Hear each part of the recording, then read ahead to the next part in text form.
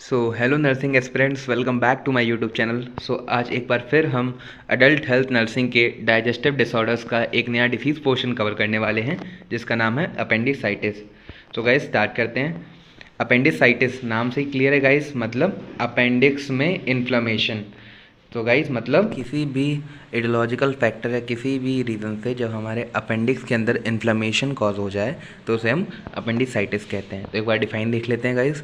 Appendicitis refers to the inflammation of the appendix. It is 3.5 inch long hollow tube.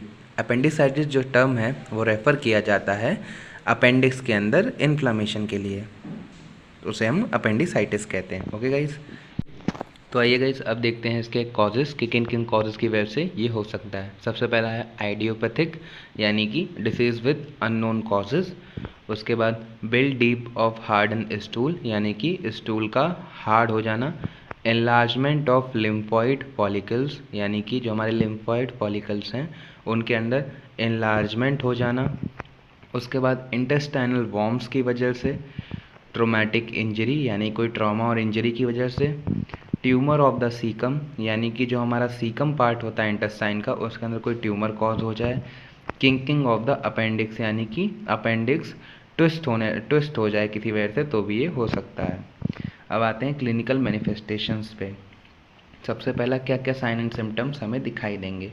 सबसे पहले pain in upper abdomen और around your belly button, यानी कि हमारे upper abdomen में और या फिर हमारे बेली बटन के आसपास पेन होगा। Second, pain in the lower right side of your abdomen, यानी कि हमारे एब्डोमेन के लोअर राइट साइड में पेन। उसके बाद loss of appetite, indigestion, nausea and vomiting, diarrhoea, constipation. उसके बाद में एब्डोमिनल स्वेलिंग हो सकता है। इनेबिलिटी टू पास गैस, यानी कि गैस पास करने में प्रॉब्लम हो सकती है, इनेबिलिटी हो सकती है। लो ग्रेड फीवर आ सकता है।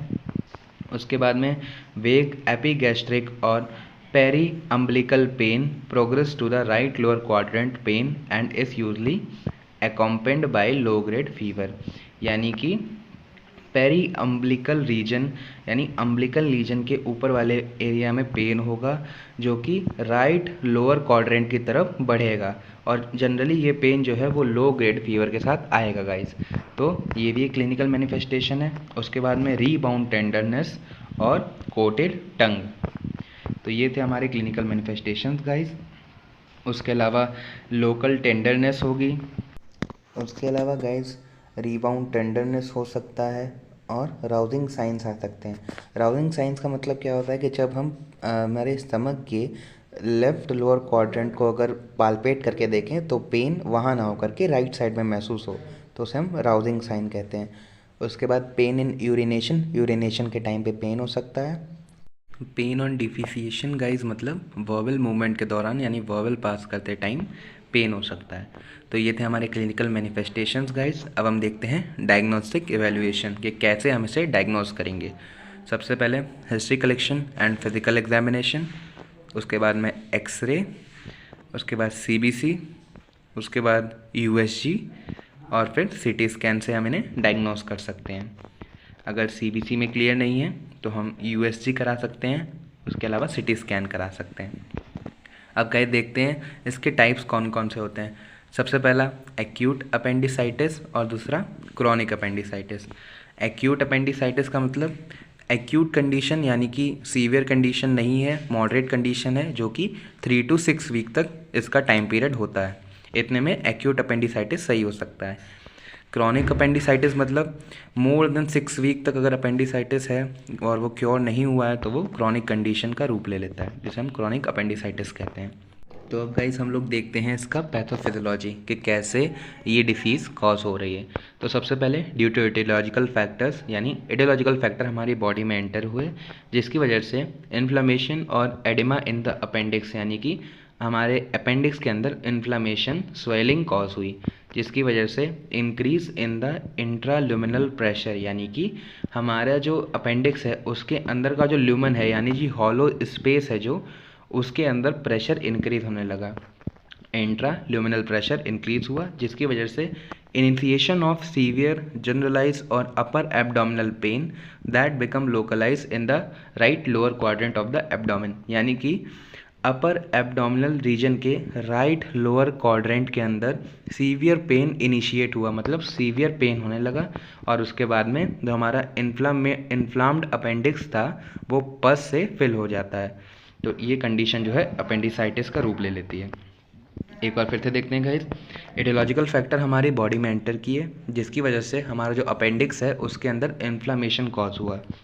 उसके बाद में इन्फ्लामेशन की वजह से जो हमारा इंट्राल्यूमिनल प्रेशर है, यानी कि जो अपेंडिक्स के अंदर जो हॉलो ल्यूमेन है, हॉलो स्पेस है, उसके अंदर जो है प्रेशर इंक्रीज़ हुआ और वहाँ पर अपर एब्डोमिनल रीजन में पेन होने लगा।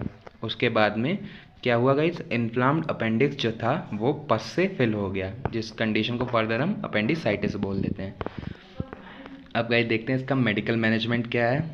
सबसे पहले होगा एंटीबायोटिक देंगे, उसके बाद एनाल्जेसिक्स और IV fluid are administered until surgery is performed, यानी कि सर्जरी होने तक हम आईवी फ्लूइड एडमिनिस्टर करेंगे। अगर गाइस मेडिकल मैनेजमेंट के बाद भी अपेंडिसाइटिस ट्रीट नहीं हो पा रहा है, सीवियर कंडीशन हो चुका है, तो उसका एक सर्जिकल मैनेजमेंट बनता है जिसे अपेंडिक्टॉमी कहते हैं, यानी कि removal of appendix by the surgery is known as appendectomy, जिसमें हम पूरी तरह से अपेंडिक्स को रिमूव कर देते हैं सर्जरी के थ्रू।